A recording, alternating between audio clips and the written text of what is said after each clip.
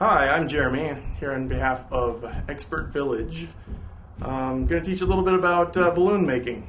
Right now we're going to talk about what kind of balloons to buy, whether to buy the brand variety or the cheaper variety. Really, it depends on what you want to do with it.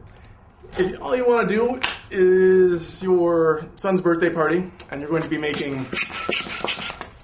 a sword, you can use any balloon you want because you're only going to be twisting it like 3 times to make the world's simplest sword.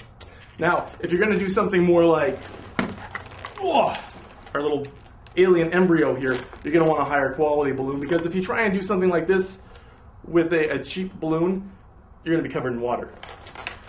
Now, most of the kits you can buy at the stores, unfortunately, they come with the cheaper variety of balloons, the ones you get like at the dollar store. If you want higher quality balloons, I would suggest something like Qualitex, which is what I use, although Bellatex is also very good. If you're going to start doing balloons, what you should probably do is get yourself a bag of both Qualitex and Bellatex, 100 to 250 count, and go ahead and try and see which one you like better. Try a few designs, and that will take care of it.